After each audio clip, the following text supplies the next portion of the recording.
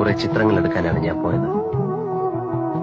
അവിടെ വെച്ചാണ് ഞാൻ രേവതിയെ ആദ്യമായി കണ്ടത്. അവളുടെ ചിത്രങ്ങൾ എന്റെ ക്യാമറയിലല്ല പതിഞ്ഞത്, എന്റെ കണ്ണുകളിൽ, എന്റെ ഹൃദയത്തിൽ,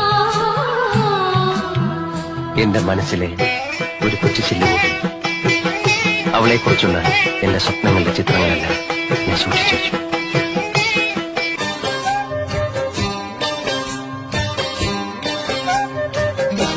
ശരറാന്തൽ പൊന്നും പൂവും വാരിത്തൂവും